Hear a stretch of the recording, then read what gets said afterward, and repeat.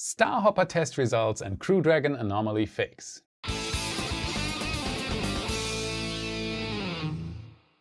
My name is Felix and I'm your host for today's episode of What About It? In the beginning, just a quick community update. I've had plenty of questions on how to get onto the What About It Discord server to chat with me and others from the community. So again, as stated in a different episode, the Discord server is patron exclusive, though the lowest level of support, $1 per month, is already enough to gain access to the server. So once you've done that, on the Patreon page, in the upper right corner, click on your user icon and then go to My Profile Settings, and then to the tab labeled Apps. In there, you will find an option to link your Discord account to a Patreon account, and once you've done that, you're all set. Just open up your Discord app, log into your account, and you should be able to see the What About It server on the left side where the servers are displayed. Now just click on it and introduce yourself. I'm online almost every day. We share the latest info and chat about it, and if you want to pitch in, you can even help make the next episode. Now that we've cleared that up, there have been a lot of things happening at SpaceX since Monday's episode, so let's dive right in. Starhopper test results. We've reached the hot phase in Boca Chica. Starhopper testing is underway and Raptor is performing almost every day as well. From pressure tests to pre-burner testing to even a first static fire where not everything went right. So let's look at what has happened so far in a chronological way to give you the most comprehensive insight. The Raptor engine that arrived in Boca Chica last weekend is already the 6th full-scale Raptor version to succeed previous test candidates that reached various stages of testing. Originally, already serial number 4 was supposed to perform the first hop in Boca Chica, though it didn't reach the desired results and was only used for fit checks and TVC testing. Then came SN05, which was supposed to do it all better than its predecessors. It went onto the test stand in McGregor, Texas for a planned 50-second burn. Only 2 seconds into the test though, the engine faced a 600 Hz vibration problem which damaged it beyond repair. And for anyone who does not know what that is, here's a quick refresh. If a rocket engine produces vibrations at a certain swing rate, or hertz as engineers would call it, these vibrations can add up, making each succeeding vibration stronger and stronger. I found a pretty good example for that. Let's have a look. Here you can see a Chinook helicopter in a test scenario where the balance of the rotor blades is uneven.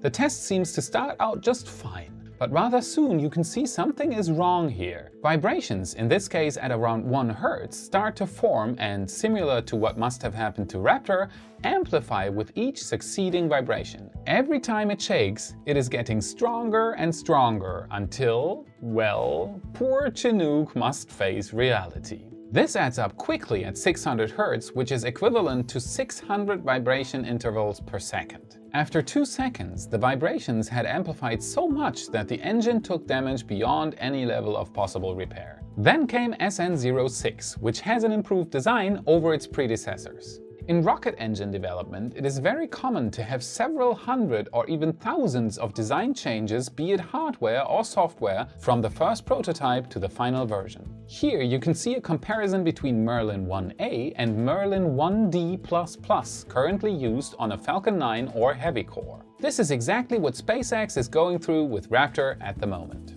After installing Raptor on Saturday and Sunday with preliminary pressure and pre-burner tests to follow on Sunday evening and Monday, SpaceX had done the first necessary steps to get a rocket motor operational in just 2 days. Everything went well, so the static fire could follow on Tuesday. For rocket enthusiasts, a static fire is an important thing. Imagine you are a mechanic and you just put a brand new engine into a car. The static fire is like sitting down in it, turning the key and letting it raw up for the first time. Now imagine how a SpaceX technician feels when he does this with a Raptor prototype engine strapped onto a Starhopper demonstrator that has never flown before. It is hard to imagine what goes through these engineers' heads in such a moment. Nonetheless, they turned the key and watched what happened. And Raptor lit on fire, as it should. From what I could observe, everything worked out while the static fire was happening. It was a 5-second burn that did not sound like it was shut down early. Then though, Starhopper stayed on fire. There was a fire at the access hatch and there was a fire on the bottom for the next 4 minutes. My guess is that the fire on the bottom was fueled by the propellant connector not being properly attached or closed. The bottom of Starhopper is made to withstand fire, but the engine itself not so much. Though it looks like this didn't cause damage, or at least not much.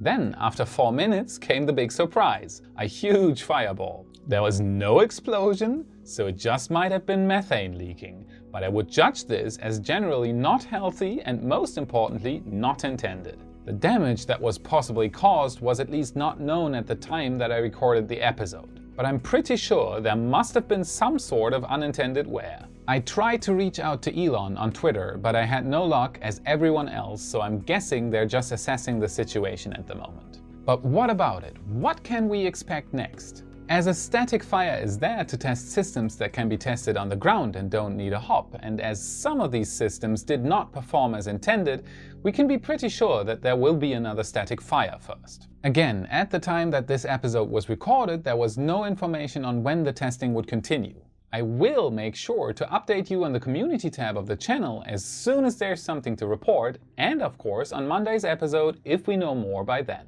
Crew Dragon Anomaly fix. This is the news I've been waiting to present to you for a long time now. As you might already know, SpaceX is right now developing the Crew Dragon capsule to be able to fly astronauts to the ISS on board a Falcon 9 rocket. The rocket already passed the human rating tests and the capsule is pretty far into the necessary testing. After Crew Dragon successfully passed its demo mission 1 in early March this year, only the in-flight abort test and a second uncrewed flight to the ISS are missing. Then, SpaceX will provide regular crewed missions to the ISS, launching astronauts from American soil again. On April 20th, though, an anomaly occurred while testing the Super Draco abort thrusters at Cape Canaveral, which ended in the total destruction of the capsule. Now there are those that say that this demonstrated that an integrated abort system is inferior and ultimately not as safe as an external abort tower system. On the other side of the argument are those in favor of it for reduced launch costs, as integrated thrusters can be reused with every launch. In the end, every new developed system must be tested and can cause problems. These problems, though, are best identified while testing. In my opinion, this anomaly was a very good thing. It unveiled a possible fatal flaw that could have resulted in loss of human life if the problem had occurred on an actual mission.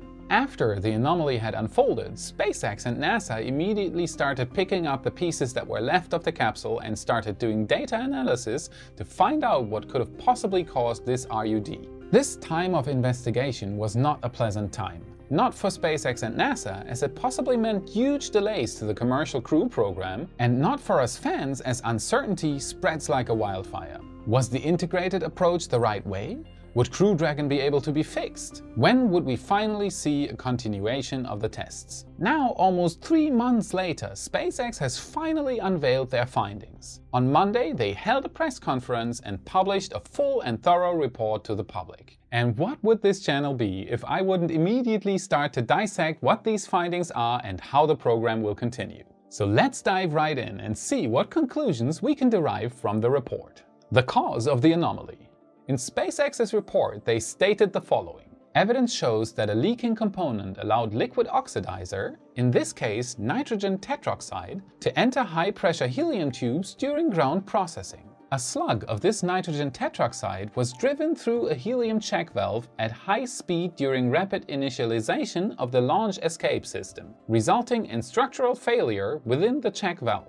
The failure of the titanium component in a high-pressure NTO environment was sufficient to cause ignition of the check valve and led to an explosion. But what about it? What does this mean in words we can all understand? The Super Draco thruster is a pressure-fed bipropellant rocket motor. Helium is used to feed the oxidizer and the propellant into the combustion chamber. Normally, the helium tank valve is opened and the helium rushes through the pipes towards the propellant tanks. Directly before the propellant tanks, there is a check valve.